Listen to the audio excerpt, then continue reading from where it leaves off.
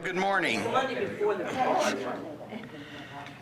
call. Don Hewitt is off in some deserted island, and I've been elected to take his place for the day, and it is indeed an honor. Andrew Jackson will be our speaker, and he's the superintendent of schools, as you all know. But we've been doing this school board presentation for probably 15, 20, I remember Ken Durr doing it. He was probably the first one, so you can count the years back better than I can with that. So anyway, it's always been very informative, very helpful. I know we have one ex-school board member and one current school board member here, so we'll just do that. And I want to go through a few things here before Dr. Jackson takes over. Next meeting is the annual Police and Fire Appreciation Breakfast, and that's where the board of directors prepare the food, and we usually have between 100 and 130 people show up for that each year, and Dave Fogelsong gets his tater tots all lined up, and then Don and Connie Hewitt get the sausages and the bacon, and all the food is mainly provided from Stalen Meats, and we all support Stalen's because of that, because they've been doing it probably for 20 years. And the CTBA buys all the other little incidental items. And we have a lot of volunteers from the YMCA who have come back year after year that help make it work really well. So this is a very big community, broad-based support event. Then that is on September the 11th, I believe. It's a breakfast, of course, at 8 o'clock, and that will be held at the Senior Community Center, Chamber of Commerce Center, whatever we're calling it, 4300 Colerain Avenue, or Springdale Road. And then on September the 18th is the Venue Colette Days, D-A-Z-E, and we've been doing this since about 1997. And it's always been a beautiful night. We always do it in September because the weather is usually very nice and calm, and you can overlook the vineyards from the gazebo, and it's beautiful. It's gorgeous, and you think you are away from Colerain Township and in Italy or someplace, but it's gorgeous, and we always get a few surprises from Cresso, and we enjoy it and have a good time, and there's a lot of fellowship. Then in October, I think it's going to be a luncheon. I think it's going to be here. And it'll be Meet the Candidates, and that is for the fall election, and it will be somebody who, we'll invite all the candidates who are running in November, and we never know who shows up. Yes, sir? Was there any thought of making that longer? Because it just doesn't seem by the time we get going, there's very little time for any substance. Yeah, we try to start it at 11:30. That one starts at 11:30. And then I would think we could go to 1:30 without too much trouble. And if somebody has to leave, they can leave. But I agree with you, yeah. Because it's important. We don't have a daily newspaper, we don't have a radio station, we don't have a TV station. So it's difficult to get the word out as to what the candidates think and what are the issues and everything. So I think it's very important. Maybe we can publish that time.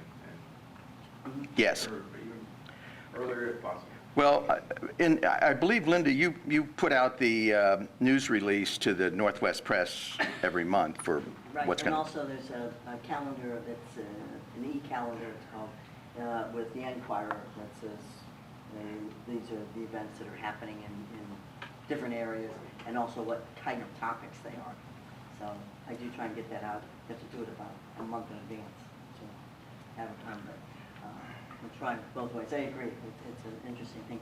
There will also be someone at that meeting from the township to let us know about the JED that is going to be on the ballot in November. So we can have time to have information on that. So there's going to be a lot of hot issues probably. And then now with the music hall and the museum controversy, I don't know what's going to happen there. I honestly don't know. September is also the police and fire golf outing, and it's about the second or third Monday in I have it September. on my calendar, Tom, but look, maybe the 15th? I think it's That's the a Monday. 15th. The 15th, okay. The 18th is a Thursday. We'll put that in a newsletter so that you can see that. September, the 8th, okay, the 8th. It's the 8th? It's the 8th, okay. Great. Thank you, Pauletta. And I want to thank everybody. Most of you know that I had a emergency brain surgery about 3 months ago, and I got a lot of cards and letters, and I haven't had a chance to thank everybody, but it was very heartwarming to find out I had so many friends, or at least knew I existed, and so it was great, and thank you. So anyway, without further ado, I'll bring up Dr. Andrew Jackson, who has been our superintendent, I believe, for 3 years now? No, I started 2 last years. April, Oh, a year and a half. it just seems that long. Okay. Sometimes And it one does. more thing, I forgot to say, Linda has out in front the information on the Venue Colette Days in a flyer here. So just pick one up before you leave. All right, good morning. I want to thank Colerain Township Business Association for the opportunity to speak this morning. I wanted to make a few remarks regarding what we have coming up this school year, and then give opportunities for questions if anyone has any questions. First, I wanted to talk about some recent publicity that we've had in the paper over the last 18 months or so regarding some inappropriate behavior for teachers and students. To let everyone know that we take it very serious, school safety, and we feel that this is part of a school safety issue. That when each of the 3 incidents, when I became aware of it, I reviewed the evidence, immediately called the law enforcement and worked with them. All 3 of the individuals were indicted, 2 have been convicted, and we cooperated with them. We take it very seriously. In fact, I actually testified in one case for the prosecution. Moving forward, we are going to provide some additional professional development for our teachers when they return on August 22nd and the 25th.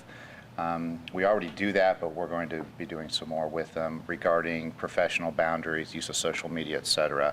So I want to ensure that everyone in the public, and I'll have a guest column in the newspaper as well regarding this, that we are doing everything we can to deal with it from a legal standpoint when it happens and turning it over to prosecution, and also being proactive and trying to prevent it in the future. And then I also want to talk about some instruction and curriculum. Particularly first is the new Ohio academic content standards. They are being fully implemented this year, and we actually have new content standards for every single subject. The 4 core subjects, which is language arts, math, social studies, and science, but then also all the other subjects, fine arts, foreign language, et cetera.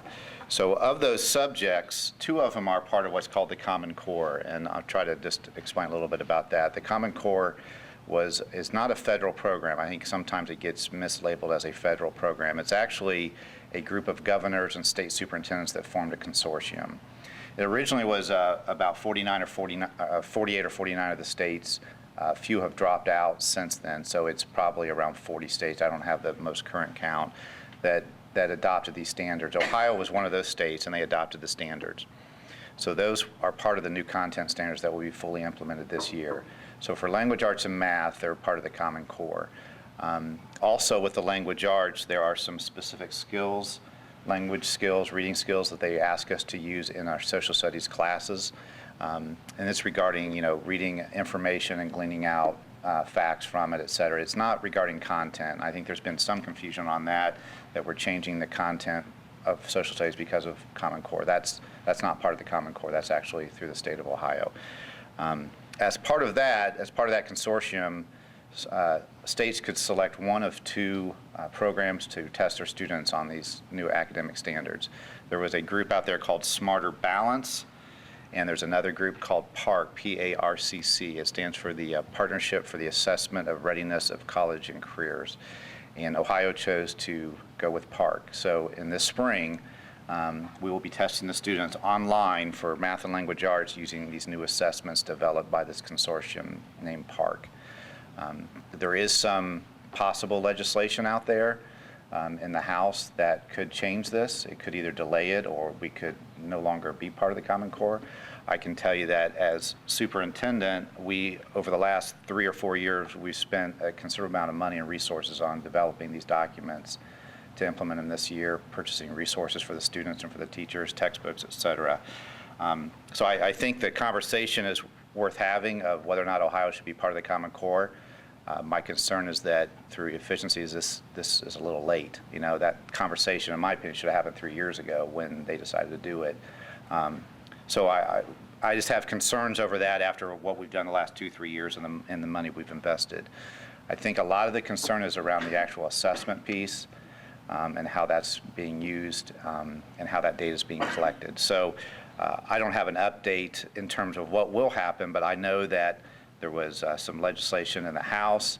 It did not receive a hearing at the committee level, and so there's a process in the House where they can bypass the committee if they get enough legislators to sign a petition. And I think it will end up coming to a vote in the House, and then at that point it will go to the Senate, and we don't know what will happen with that piece. But in the meantime, we press on with what we're told to do, which is implement these new standards, so that's what we're doing on that piece of it.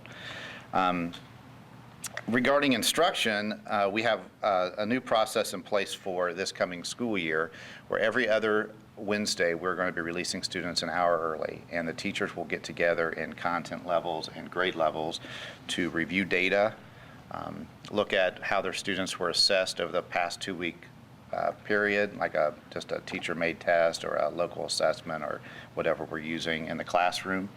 And then take that information, share it with the other teachers in that content or grade level, and try to, as a team, determine, okay, we have these students that have mastered the curriculum. What are we going to do to enrich those students? These students that are struggling and still haven't mastered the material, what are we going to do to remediate those students? This is a process we've used for the last several years. This is the first year that we're actually going to release students early so that we can have our teachers all together at the same time. And then including with that, we have common expectations across the district, which is something I've been working on to have certain non-negotiable goals and processes we use. And then within those processes, there's some autonomy at the buildings. So each building will be using the same process, the same form, submitting the same information, and we'll be doing it every other Wednesday for about an hour. Also, this past year, the state report card, we convened a team to look at the state report card and try to make some recommendations for improving our state report card. The first step in that was to basically look at our report card and kind of list all the areas that we felt like we needed to improve. We then took that list and we narrowed it down to 3 areas that we thought were the top priority. 2 of those areas, we're still looking at different areas, different programming that we can possibly offer for the students for those 2 areas, and that was with emotionally disabled students and the gap where they don't achieve as well as others, and the other one was high school graduation rates. So we're in the process of developing some programs for that. The other one was 6th and 7th grade math and language arts scores that are lower than the state average.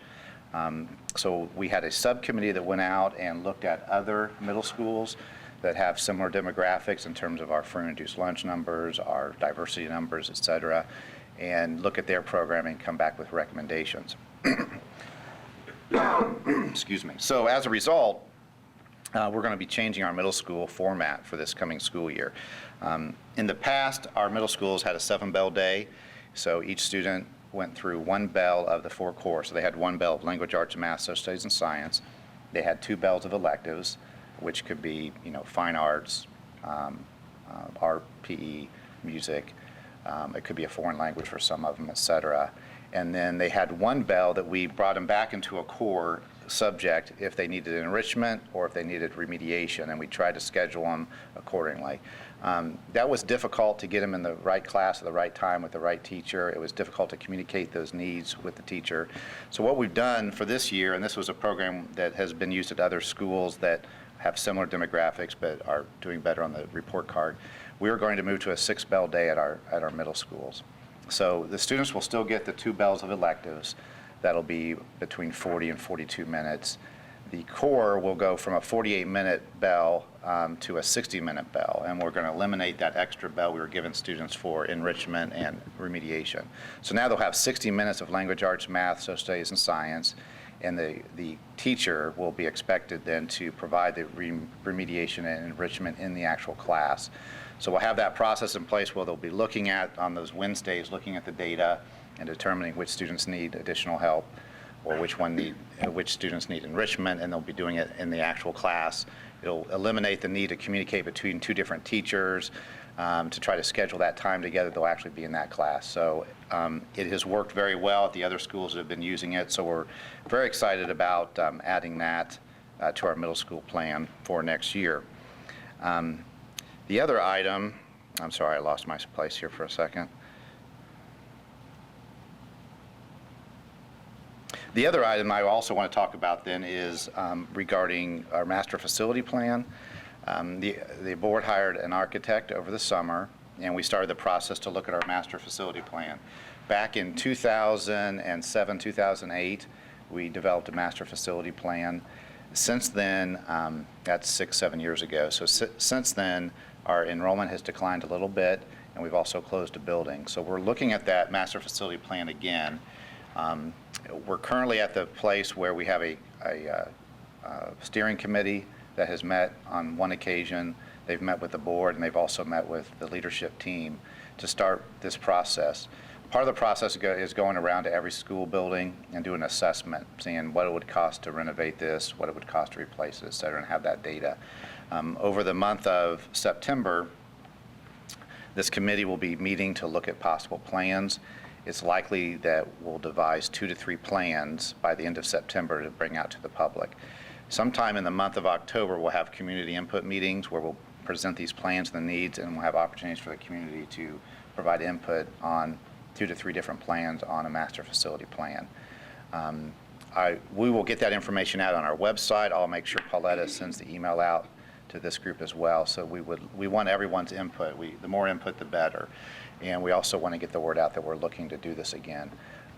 It is likely that the board will have that plan by end of November, 1st of December, and then at that point, it's in the board's hands to determine which plan they want to go with, and then, of course, phase it as well. It's not something we're going to bite off all in one big chunk and do all at one time. First of all, we can't for different laws in terms of indebtedness, but there's things we can't afford either. So we will bring that to the board. The board will determine which plan we go with, how we'll phase it in. And then likely, sometime in 2015, we will likely have some sort of bond that we start looking at in terms of a building. I'm convinced that all 5 board members want to do something with this. I think it's likely we'll have some sort of unanimous decision to build something. I don't know how big, I don't know how small. I don't know if it'll be a middle school, high school, elementary, or what it will be. But I'm convinced that we will be doing something next year to take to the public. So the October public input piece of it is extremely important, where we need everyone's ideas and input regarding that. So in closing, I just want to thank Colerain Township, the Business Association. I think one of the keys to a strong education system is a strong partnership with the business community. And we certainly feel like we have that with the CTBA, and we appreciate that. Many of the members are business partners, so they financially support our schools as well, and that allows us to do some extra things that we wouldn't be able to do. Particularly, most of them are around some sort of incentive program for our students. So we do many incentive programs where either it's a reading program or it's a behavior program where they receive some sort of incentive for doing something. And typically that business partnership money pays for that. And many of the CTBA members are business partners. So we certainly recognize the important collaboration and partnership with businesses, and we certainly appreciate it. With that, I was going to open up the floor for any questions anyone has about comments I made or the upcoming school year. Yeah. I'll start it off with you guys. You have worked with, I think it's Butler Tech like, in the old days, I was on the accounting advisory board for Northwest High School, and we'd come in and help teach the kids accounting. Yes. And Mel Bluss would go in with the mechanics, and different people in construction would do electric, plumbing, drywall, whatever. Right. And I just want to know what's going on with that area of NECA. Is there anything? We do have a partnership with Butler Tech. So we have both of our career centers at Northwest High School and Colerain High School. We actually rent the facility to Butler Tech, and then those teachers are their employees. If we don't offer the programming here, students can also go to their center up in Butler County at D. Russell Lee. So those programs are there. We also, this is outside of Butler Tech, but it's similar. We have a financial class that students can take. We have a partnership, and that's a Butler Tech program, but we have a partnership with the police credit union, and they actually make a donation each year to us to help us with a financial literacy for our students. So last year, we actually put a functional credit union in each of our 2 high schools. So both Colerain High School and Northwest High School has a credit union. It's a small kiosk. They actually employ students to work it over lunch. Anyone that opens an account gets $5 placed in that account. It encourages students. They can actually cash a paycheck there. They have ATMs there as well. Some of the students actually work then outside of school at the actual credit union there on Springdale. It's been an excellent partnership. Part of that also is a committee then where we have our it was our treasurer, Randy Bertram, our new interim treasurer will be Larry McDonough on that with members of the credit union. We have a student leader from each high school and then the principal that work on various programming throughout the year. This past year, they sponsored a event where we all went down to UC Economics Center, and part of that is the students went basically, it was like a large version of the game of life, so they kind of went from room to room, and they started with, based on their GPA, this is the career you have, and this is how much money you have, and now you need to go pay for a car, now you need to go get a house, and then they would roll dice and see how many kids they would have, and this is how much it costs, and the idea was to end up with money at the end of the month, and so it was kind of a more of a real world kind of program that we did. This was the first year we did it, and UC was, yeah, and it was great. So yeah, we're doing that with the financial piece with the credit union, and then we also have an excellent class, an excellent teacher. It's actually housed at Northwest through Butler Tech called Financial Services. It's a junior-senior class. They can get 6 credits of economics through UC, college credits, those 2 years. And we have students that through that class participate at the state and the national level. It's one of our top programs at Butler Tech, actually, that financial services Sounds class. great. Yeah. Yes. Can you talk a little more about the business partners? I always see the signs, and I'm just wondering, is it totally just write a check, or are the companies involved in the school, and is it a set amount you have to pay to be a business partner? Is it, this costs X amount of dollars? Right. It's all of those things. So most of them, all of them do give some sort of contribution. Most of them also provide employees for like tutoring, mentorships, things like that as well. Some of them actually have our students then also go to their place of business. So we do both of those. In terms of the levels, that would be a Pauletta Crawley question. I don't know if there's a certain expectation and to get named a business partner or anything like that, but she can. You want to answer it now? Yes, It'd be, yeah. sure. When the business partner program began in 1995, and there were certain levels, and I believe $2,500 was the minimum. Over the last couple of years, though, we've had businesses interested in becoming part of our programming, so we developed a friend of the business partner program, and so anything over $500. And then we also consider volunteer time. We determine $25 an hour there. So all of our business partners, and we have had 3 business partners this year.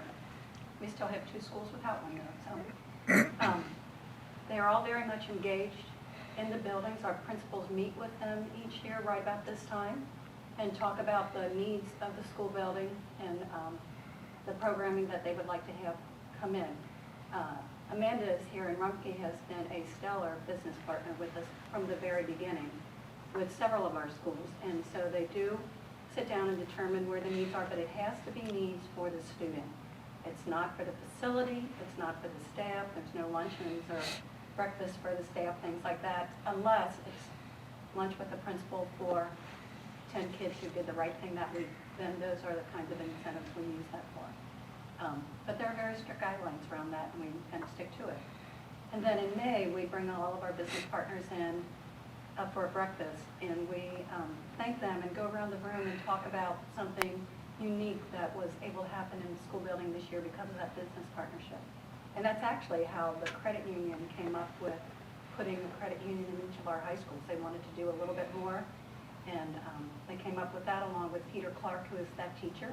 And UC Center for Economics is very involved in our buildings at the elementary level as well as the high school level. So those programs came together very well.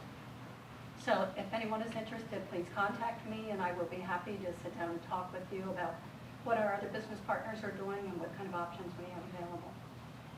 And then if I could go back to Tom's question on the Career Ed Butler Tech program, each of those programs do still have an advisory council. Yeah, and in fact, we just added criminal justice program this past year, and because Randy Bertram was a prison guard for a while he was going to school, we were able to garner someone from the Lebanon Correctional Institute who is now serving on that advisory council for the criminal justice program. So they each do that, and they do provide, again, a dinner where they thank them for that. And I think from my point of view, and the other advisors, it was as much fun for us as it was for the students. Correct, correct. And then, and as Andrew said, we get an awful lot of those students out into those businesses because those advisory people see what's being done, and, you know, those star students stand out and We do very well. wound up hiring, I think, 2 or 3. I don't know, I can think of 2 right off the tip of my tongue, there might have been more. But they were wonderful, and we guided them into when they were in the class and in our office. But we were the business partners for White Oak Middle Schools for several years, and we were pretty well allowed to do what we wanted to do. And my choice was we wanted to work for the hardest working student each of the first 3 quarters, and then we gave them a certificate that Mr. Salzman and I signed, and it was, in many cases, the only recognition that student had ever gotten, because they weren't the A students, but they were the people who tried the hardest, and that's what we wanted to reward. And we'd have an ice cream sundae, and I spoke for 5 minutes or so, but they got out of class for that, and everybody saw them get out of class and go down, and that was pretty cool. Yes.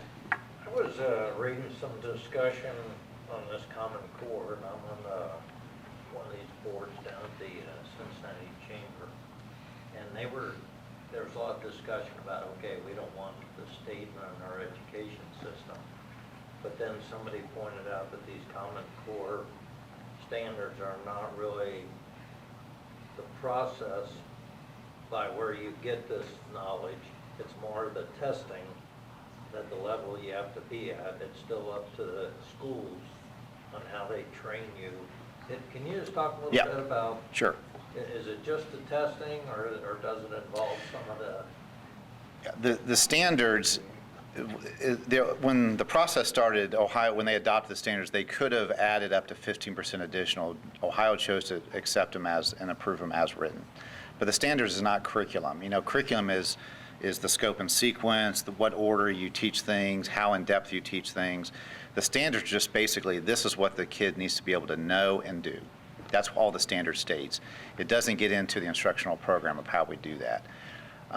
Regarding the state piece of it, I know people talk about local control, but ultimately, we have as much local control as the state tells us we have. And that's really how every state works. You know, the federal Constitution basically left education to the states, and that's been determined as a state priority, and it's the state responsibility.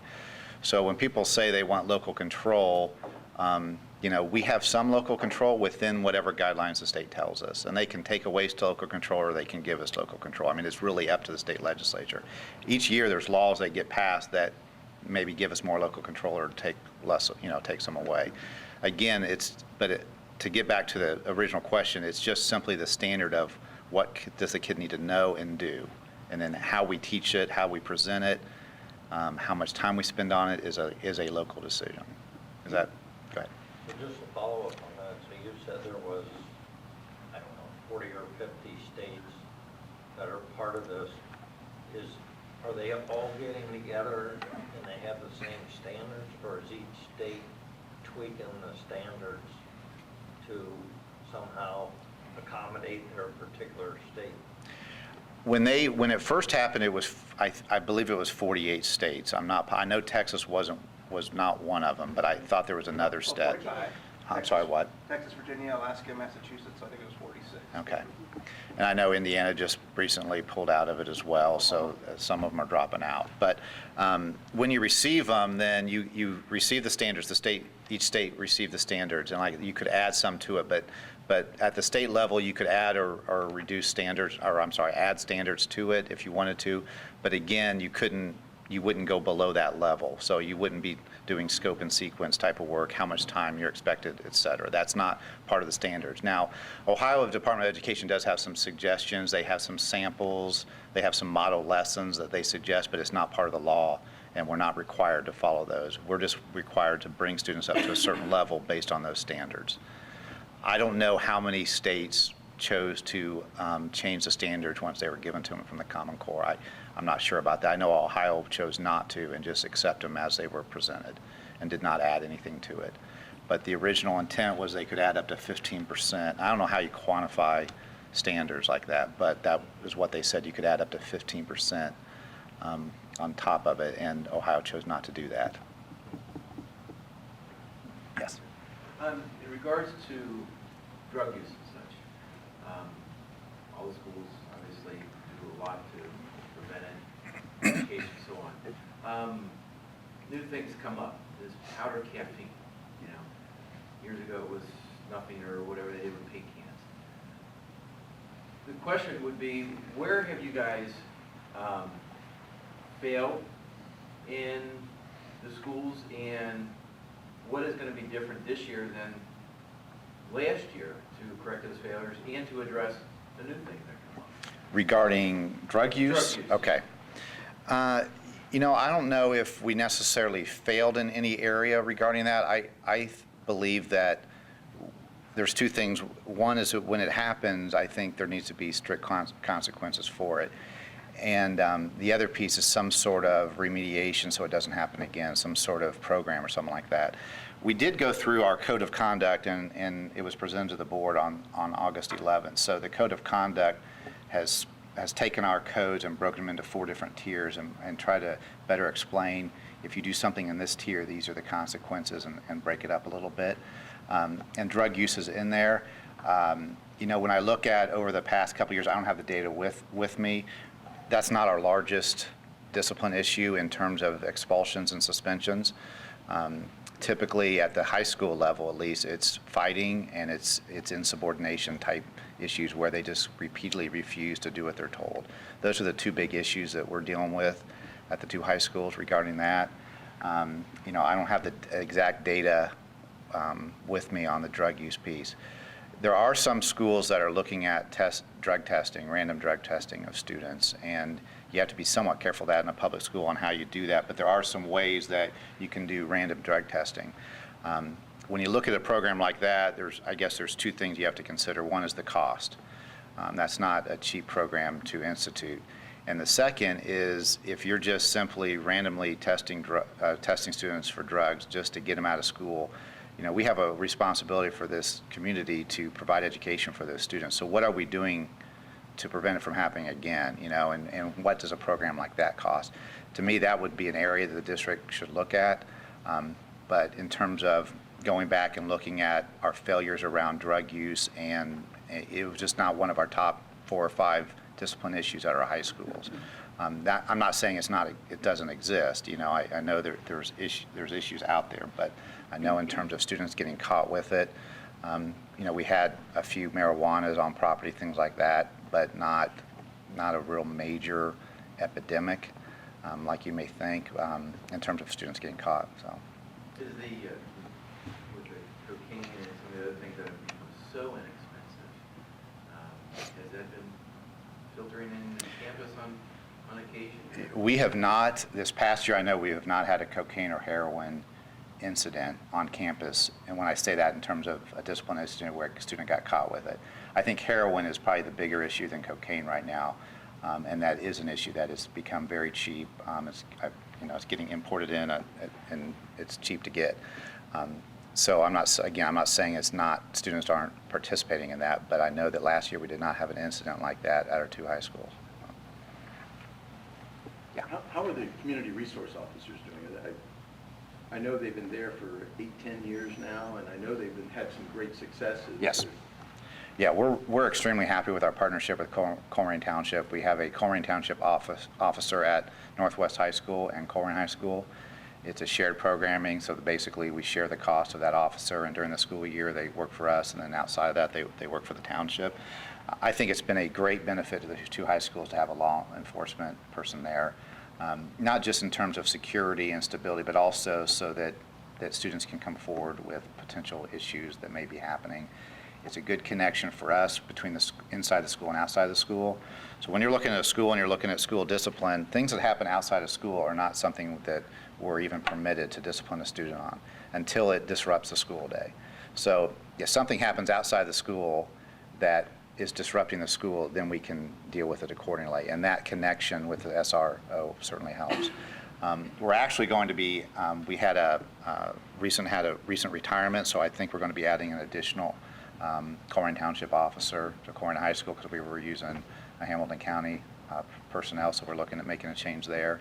And we're looking at some additional expansions of that program, but we've been real happy. We actually had a brand new SRO at Colerain High School last year. Was Northwest, or were they both brand new? Okay, yeah, it was their first year both last year. And it's gone very, very well. Andy Demaropoulos was the officer there for about 9 or 10 years. Yes. And Andy told me at one time that the first year he was there, he arrested about 80 or 90 students, and his final year, he only arrested 2.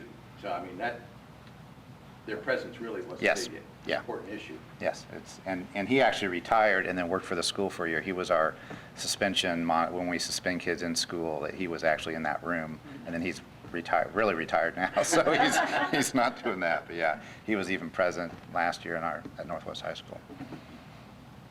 Any other? Could I add to that a little bit? Having the SROs in the building really does help deter inappropriate behavior. And as Dr. Jackson said, there have been very few kids that have been suspended and or expelled for drugs in the big scheme of things. But I believe our SROs are trained very much to know what somebody might look like who is using drugs and all of those things. So they are walking the halls all day, kind of checking those kinds of things out, and the kids know that. And so it's a deterrent for them not to come in with it. And then also we randomly bring in dogs, and the kids know that as well, and they check the parking lot, they check lockers, they check each hallway, and the kids never know when that's going to happen, and you know, that's our prerogative to do that. And so that, again, that's another deterrent, keep it off the school ground.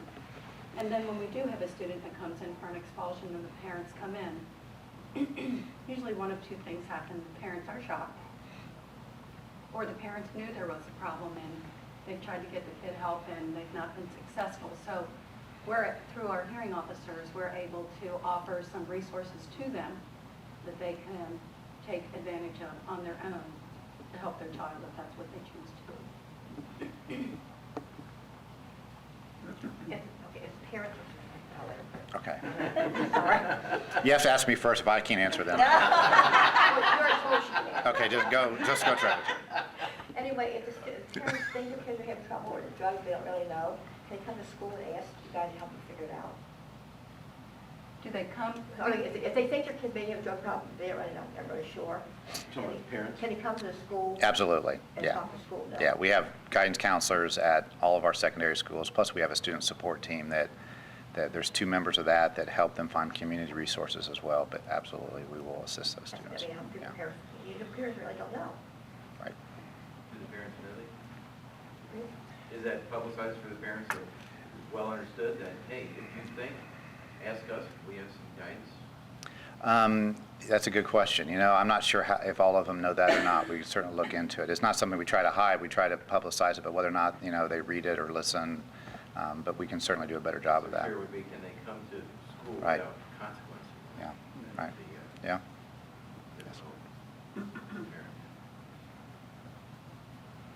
All right, well, again, thank you, CTPA, for the opportunity, and I'll turn it back over to Tom. Thank you. Thank you, Andrew. Very well, appreciate it. We have Mike Harlow here as a member of the board. If Mike wants to say anything, or? How many months have you been? I've been on the board for about 8 months now. So, thank you, Tom. Yes, I was elected to the school board in November of 2013 and have been serving now. This is my 8th month on the board. First of all, I want to salute Dr. Jackson for the great job that he's been doing. turning around some things and dealing with some of the problems that crop up, some of the incidents that you referenced earlier. And, a lot of times that's not why people get into education, but it's certainly something that needs to be dealt with when it happens. And Dr. Jackson and his leadership team have done a really good job, and the school resource officers have done an excellent job too, making our schools as safe as they can possibly be. It's really helping to set the groundwork to improve our instruction. And I think maybe not necessarily this year, but next year, it's kind of like when you bring on a new football coach, like when Marvin Lewis came on for the Reds or for the Bengals, it took a while to, see some results. And I think we're going to really see that with Dr. Jackson. So we're happy to have him and happy to have the leadership team that he has put in place, and looking forward to a great year academically for the Northwest Local School District. Does anybody have any questions? Okay. Thank you. All right. Well, it's 8:45. You've set a record, Andrew, for making this one of our shorter meetings. I don't know if that's a praise or not, but I think there's a compliment in there somewhere. yes, I think it is. I just want to remind you again that on your way out, Linda has prepared this Vigna Colette Days flyer. It tells you about what kind of food. I think the price is $35 per person. Cresso gives us back a check, and I at one time it was like $5 per person. I don't know what the check is involved. But September the 18th at 6 p.m., and you can reserve by calling Linda at 379-1063, or her email address and you'll have to read it there. It's too small for me to read without my glasses. But we're looking for a good time. We'd like to see 200 people there. I mean, it's a great night, and we've had, and as I said, it's been going on since 1997. And some years we've had 200 and some years we've had 20. So it just depends on the weather and everything else that happens. But we've kept the same price at $35. So we've been consistent. So anyway, remember again, next month is the Police and Fire Appreciation. And if you can get as many people to show up for this and appreciate these people who work 24/7, 7 days a week, the nights and weekends and holidays and everything, those people, both police and fire, give a lot to this community. And I know that with Joe here, and I was the chairman of the police levy one time and the fire levy another, one or two times, I think. And these guys just dedicate themselves. I mean, there was a story that 2 paramedics had taken a guy to the hospital in the wintertime and came back, and they were thinking that they needed to do something because it was a snowy day, and so they went back and shoveled the driveway and the sidewalks for the family. And the guy had a heart attack, and I guess he was in the hospital, but it took care of the wife and the family and the kids. And I'm sure you got another 450 stories, Joe. And but I won't do them all. So thank you very much, and have a great day.